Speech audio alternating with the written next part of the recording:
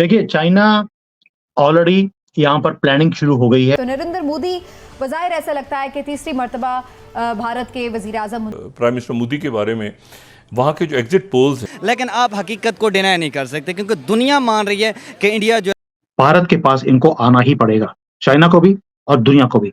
अब दुनिया के पास भी कोई और चॉइस नहीं है। 4 जून की दोपहर तक 400 पार कर गए। रात को दिल्ली में लैंड करने के लिए जगह नहीं मिलेगी। दुनिया का कोई ऐसा सीईओ या प्रेसिडेंट नहीं होगा जो बोलेगा जहां बना तुसी ग्रेट हो।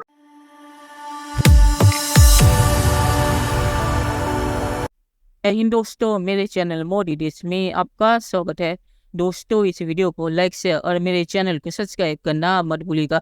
तो दोस्तों, आज पाक मीडिया बात करे कैसे जब 4 जून को रिजल्ट अनाउंस होगा तो दुनिया के सभी सीईओस भारत में मौजूद होंगे, क्योंकि तब एक सरकार बनेगी और सरकार बहुत ही ज़्यादा ताकतवर बनेगी, क्योंकि सुमित पी जी के मुताबिक मोदी जी की सरकार वापस आने वाली है और वो मेजोरिटी के साथ वापस आने वाली है। तो इनका थर्ड टर्म होगा, तो उनके साथ डीलिंग करने के लिए सारे जो दुनिया के सीईओस है वो भारत में मौजूद होंगे।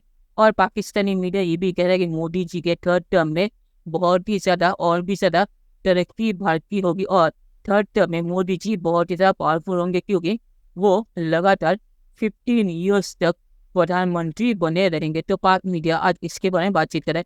दोस्तों, ये वीडियो बहुत ही मज़ेदार है, तो इसे पूरा जरूर देखिएगा। तो चलिए और इंतजार न करके वीडियो देखते हैं।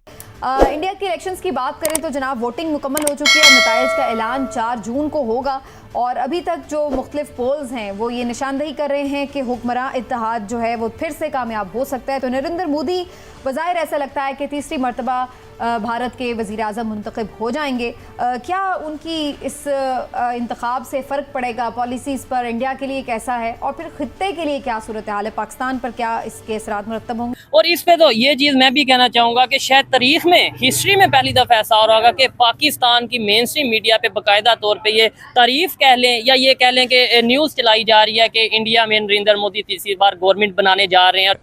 मैं भी इंडिया के इलेक्शंस पे आता हूँ कि वहाँ पे प्राइम मिनिस्टर मोदी के बारे में वहाँ के जो एग्जिट पोल्स हैं, मेजॉरिटी एग्जिट पोल्स वो ये कह रहे हैं कि प्राइम मिनिस्टर मोदी की जो एनडीए है वो आगे है। ठीक है, जितने जा रहे हैं वो हैट्रिक पे हैं। देख रहे हो 2024 का देख रहे हैं, ज़मीन आसमान का फ़र्क है, बहुत बड़ा फ़र्क है। आपको हज़ारों इख्तलाफात इंडिया से हो सकते हैं, लेकिन आप हकीकत को डिनाई नहीं कर सकते क्योंकि दुनिया मान रही है कि इंडिया जो है इस वक्त बहुत आगे जा रहा है। लोगों ने चाइना से निकलकर वियतनाम में फैक्ट्रीज लगाई थी, लेकिन यहाँ पर वो इतना खुश नहीं है वियतनाम से, क्योंकि वहाँ पर वो इंफ्रास्ट्रक्चर नहीं है, वो चीज़ें नहीं है जो चाइना को चाहिए। भारत दे सकता है और भारत के पास इनको आना ही पड़ेगा, चाइना को भी और दुनिया को भी। अब दुनिया के पास भी कोई और चॉइस नहीं है और मोदी जी जैसे ही अगर 400 पार करके आ जाते हैं, मैं बार-बार अपने शोज़ में बात करता हूँ, अगर मोदी जी 4 जून की दोपहर तक 400 पार कर गए, रात को दिल्ली में लैंड करने के लिए जगह नहीं मिलेगी। दुनिया का कोई ऐसा सीईओ या प्रेसिडेंट नहीं होगा जो बोलेगा जहां बना तुसी ग्रेट हो, तोहफा कबूल करो। वैसे एक चीज तो माननी पड़ेगी, the one will have to salute to the political stability and this idea कि the Indian people do trust their governments.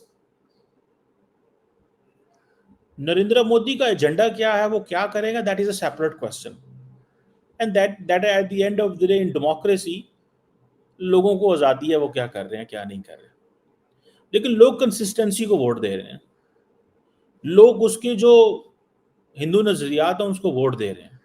लोगों के अंदर ये चीज आ गई है कि भाई इंडिया का जो वक्त आ गया, हमारे उठने का वक्त आ गया। और राहुल गांधी अगर सिद्धू मूसेवाले के 295 को याद करेगा और वो गाने और वो चीजें, तो that is not bought in the entire India. India is very big, the entire India doesn't listen to Sidhu Moosewala, but Congress is going for elections in the entire country. Congress पूरी दुनिया में, पूरे इंडिया के अंदर है। Congress is not a BJP, Congress is not a Punjab की party नहीं है, यहाँ कोई हरियाणा की नहीं है, यहाँ कोई नॉर्थ की नहीं है, सिर्फ वो पूरे पूरे मुल्क में अपने लोग खड़े करते हैं ना, वो तो ठीक है। सो ये चीजें हैं कि वो जिसे कहेंगे ना कि उन्होंने अपनी स्टोरी सुना दी है, लोगों ने अपना वर्डिक्ट दे दिया है और ये एक जिसे कहेंगे आप एक डिफरेंट चीज़ होने जा रही है आइंदा आने वाले दिनों में। सुनने में तो ये आया कि मोदी साहब ने जिसे वो कहते हैं ना कि मीटिंग्स भी कॉल करना शुरू कर दी हैं 100 दिन की, कि अगले 100 दिन कैसे होंगे।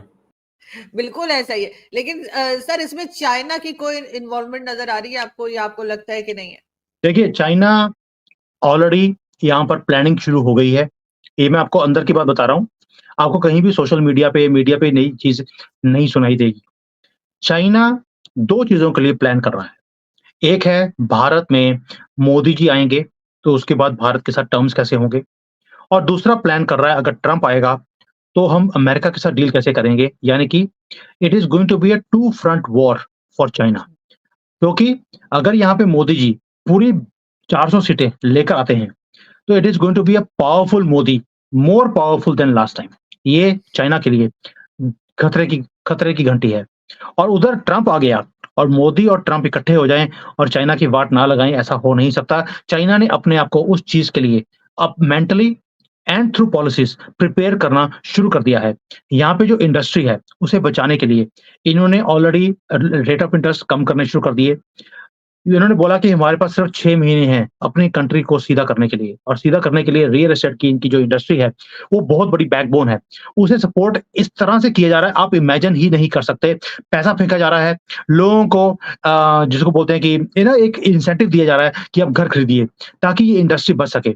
सिर्फ 6 महीने गवर्नमेंट खुद बोल रही है लोगों को, आपके पास 6 महीने हैं, ये पॉलिसी आपके लिए हम ओपन कर रहे हैं, क्योंकि नवंबर के बाद ये पॉलिसीज़ को बंद कर दिया जाएगा। आप सोच सकते हैं कि डर कितना है। चलिए दोस्तों, इस वीडियो बात करते हैं। तो सुमित पीर जी ने सही कहा कि मोदी जी अगर फिर से चुन के आए, तो वो थर्ड टर्म में और भी ज़्यादा पावरफुल होंगे, क्योंकि वो लगातार 15 ईयर्स तक प्रधानमंत्री बने रहेंगे। तो दुनिया के जो CEOs है, जो भारत में बिजनेस करना चाहेंगे और एक लॉन्ग टर्म प्रोजेक्ट के साथ आएंगे, तो वो मोदी जी के साथ डील ज़रूर करना चाहेंगे।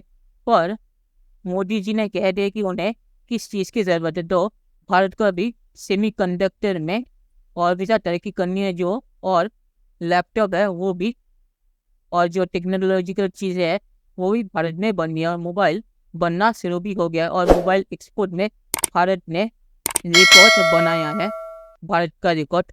तो जो बिजनेस है वो जब भारत में आएगी, तो उन्हें एक कॉन्फिडेंस भी होगा कि भारत की जो हालत है वो स्टेबल है, और एक प्रधानमंत्री जब 15 ईयर्स तक रहेगा, तो पॉलिसी भी है वो भी स्टेबल रहेगी।